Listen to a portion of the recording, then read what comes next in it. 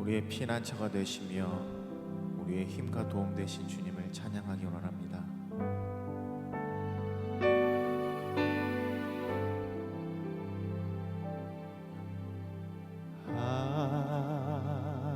하나님은 우리의 피난처가 되시며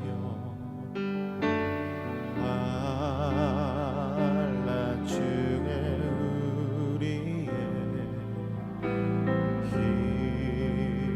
힘과 도움이시라.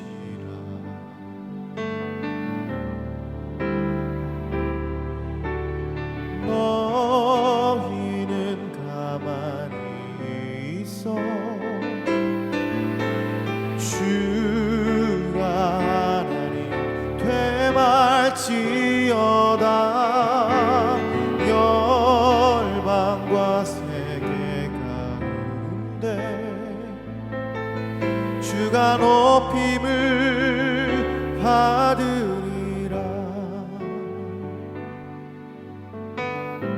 하나님은 우리의 피난처가 되시며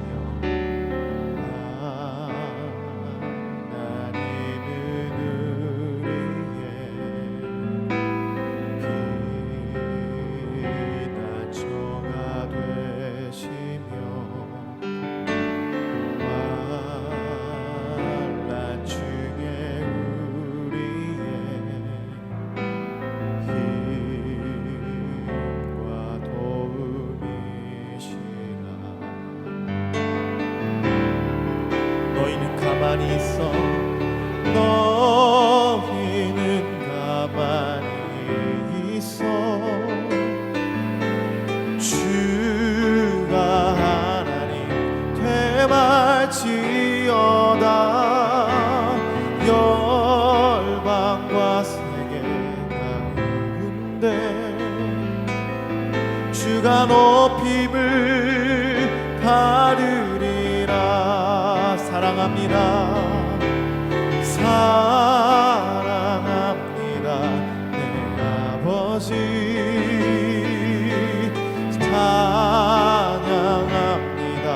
내 온 맘 다하여 선포합니다. 예수 그리스도 주님 오심을 기다리며 사랑합니다. 사랑합니다. 내 아버지 찬양합니다. 내 온 맘 다하여 선포합니다. 예수 그리스도 주님 오심을 기다리며 주님 오심을 기다리며.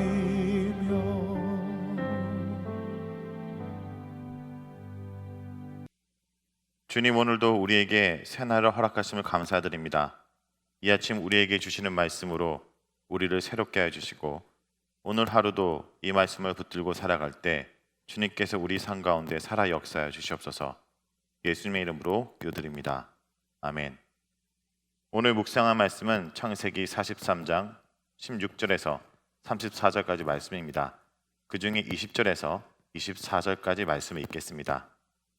이르되 내 주여, 우리가 전번에 내려와서 양식을 사가지고 여간에 이르러 자루를 풀어본즉 각 사람의 돈이 전에 그대로 자루 아기에 있고 우리가 도로 가져갔고 양식 살 다른 돈도 우리가 가지고 내려왔나이다.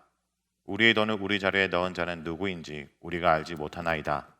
그가 이르되 너희는 안심하라. 두려워하지 말라. 너희 하나님 너희 아버지의 하나님이 재물을 너희 자루에 넣어 너희에게 주신 것이니라. 너희 돈은 내가 이미 받았느니라 하고 시몬을 그들에게로 이끌어내고 그들을 요셉의 집으로 인도하고 물을 주어 발을 씻게 하며 그들의 나귀에게 먹이를 주더라. 아멘. 오늘 말씀은 총리가 된 요셉에게 그의 형제들이 베냐민을 데리고 다시 이집트로 내려와 요셉의 집으로 인도를 받는 장면입니다. 요셉의 형제들은 지금 두려운 가운데 있습니다. 원래라면 진작 요셉의 말을 따라 베냐민을 데리고 이집트로 내려왔어야 했습니다. 그러나 그의 아버지 야곱의 고집 때문에 이제야 이집트에 내려오게 된 겁니다. 그의 아버지 야곱의 고집은 베냐민에 대한 집착이었습니다. 요셉을 이어 베냐민까지 잃게 되지 않고 싶었기 때문입니다. 그러나 그런 아버지의 편애와 아들에 대한 집착이 그의 가정에 많은 아픔과 상실을 경험하도록 했습니다. 그래서 지금 땅의 기근보다 더 심각한 것은 야곱 집안에 벌어지고 있는 영적 기근입니다. 야곱은 사랑하는 아들 요셉을 잃은 아픔 때문에 베냐민을 더 움켜쥐고 있지만 그로 인하여 그 가정에 영적 기근은 더 깊어졌습니다. 사람들은 생각합니다. 내가 손에 쥐고 절대 빼앗기지 않기 위해서 움켜쥐고 있으면 풍요로워질 거라고 생각하지만 오히려 그렇게 움켜쥐수록 주변은 궁핍해지고 많은 상처가 생깁니다. 관계에서도 마찬가지입니다. 야곱이 베냐민을 붙들고 이집트에 내려가지 못하도록 붙들고 있는 그 시간 동안 야곱의 경제적 형편 그리고 그들의 관계는 더욱더 기근을 맞이했습니다. 하지만 이제 야곱은 이제 베냐민을 내려놓고 이집트로 그의 아들들과 함께 양식을 구하고 그 아들들에 대한 오해를 풀도록 결정했고 그리하여 오늘 본문에서 야곱의 아들들이 베냐민을 데리고 함께 이집트에 내려와 요셉을 만나게 됐습니다. 자, 그런데 무엇보다 이러한 일이 가능했던 것은 야곱의 아들들이 서로에게 보이는 희생이 있었기 때문입니다. 르우벤은 베냐민이 돌아오지 못하면 자신의 아들들을 죽여도 좋다고 말했습니다. 유다는 자신의 목숨을 내어놓겠다고 말했습니다.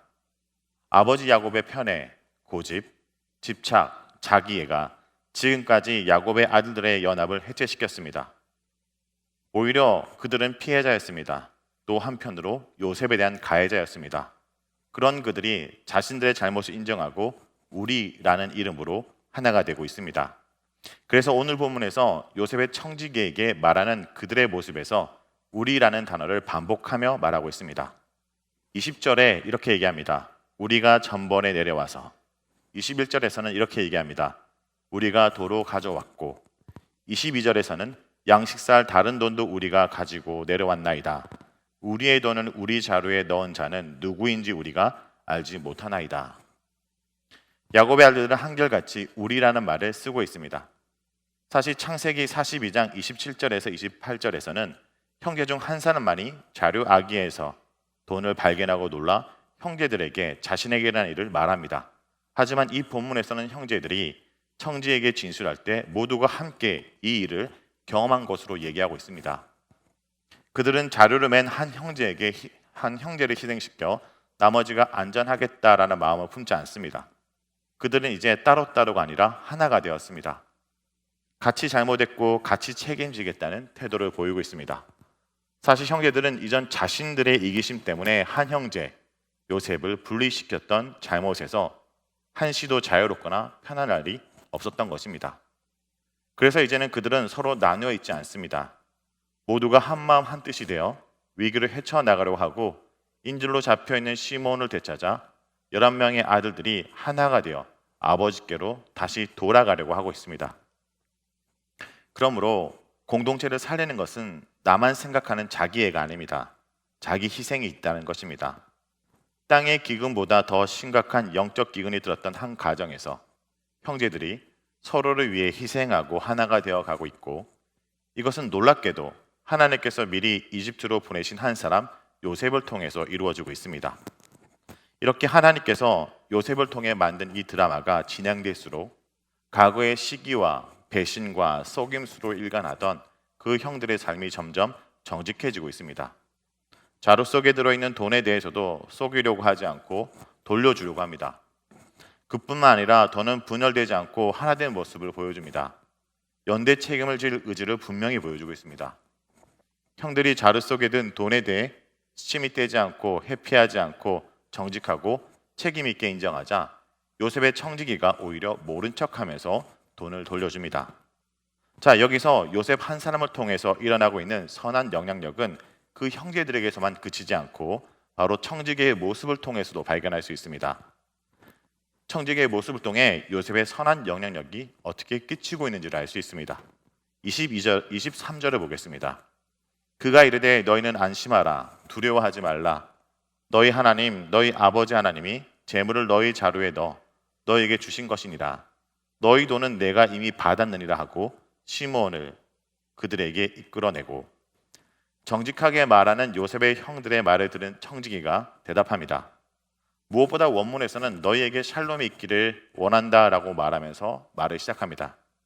이것은 청지기가 한 말로 처음 언급되는 것을 보면 이건 사람을 만났을 때 꺼내는 인사말이기도 합니다. 하지만 여기서는 이 샬롬은 이어지는 본문의 내용을 추적해 본다면 샬롬은 형들에게 부족함 없이 온전히 채우시는 하나님의 샬롬과 앞으로 요셉과의 진정한 화해를 이루는 이 샬롬을 기원하는 것입니다. 청지기는 두려워하지 말라라고 말하며 형들을 안심시킵니다. 그들이 발견한 돈은 너희 하나님이자 너희 아버지의 하나님이신 그분이 너희 자루에 넣어주신 것이기 때문이라고 말합니다. 그러면서 청지기는 그것은 하나님이 허락하신 숨겨진 보물이라고 말합니다. 이렇게 요셉의 청지기는 하나님을 반복적으로 언급하고 있습니다.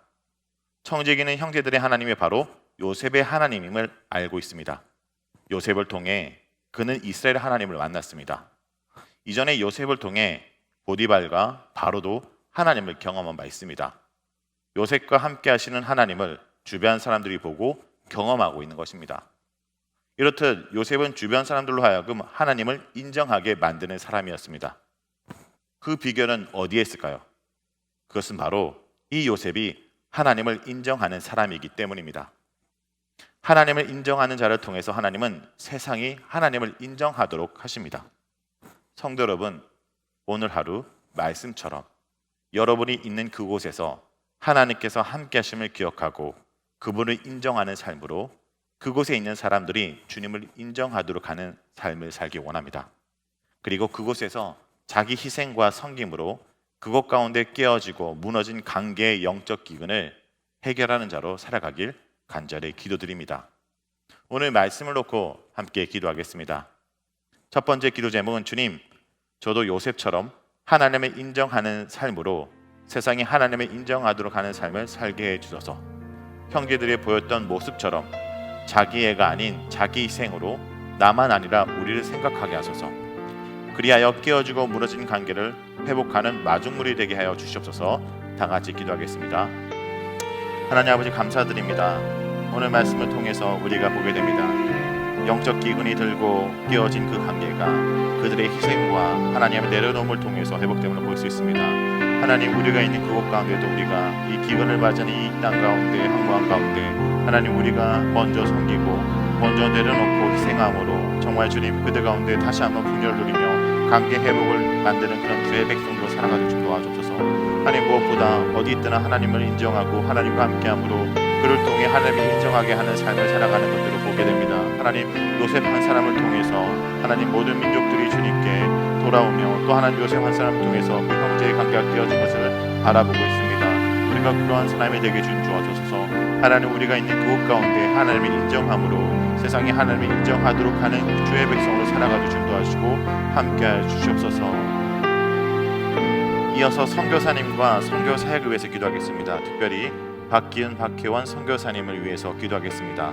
멕시코의 열악한 의료 환경 가운데 투병적인 코비드-19 환자들과 의료진을 위해서 기도하기 원합니다. 함께 예배드리는 노숙자들의 안전과 건강을 지켜주시고 하나님의 지속적인 보살핌이 함께 하시도록 동력하는 목회자들이 온라인을 통한 연합 청소년 모임을 지혜롭게 진행하며 청소년과 청년들을 잘 섬길 수 있도록 사역을 놓고 기도하겠습니다. 다 같이 기도하시겠습니다. 하나님 아버지, 우리와 함께 하시고 붙들어 주시옵소서. 하나님, 이 사역을 통해서 하나님 아버지요 정말 귀한 사역들이 감당하며 그 멕시코 땅에 주의 복음이 온전히 전해지를 붙드시고 함께 주시옵소서. 하나님 아버지요 정말 선교사님 사역을 통해서 하나님 아버지 그곳 가운데 많이 힘든 사람들이 하나님 주의 은혜를 보며 주의 보살핌을 경험하도록 좀 도와주고 함께 하옵소서. 그곳 가운데 하나님 코비드-19 통해서 여러 어려운 가운데 있는 자들이 힘을 주시옵시고 어려운 위기를 잘 극복하고 나아가도록 좀 도와주고 붙들어 주시옵소서. 주님 붙들어 주시고 함께 하소서. 하나님, 많은 목회들 연합회 그곳 가운데 다음 세대를 섬기며 나아가도록 좀 도와주시고 주님 역사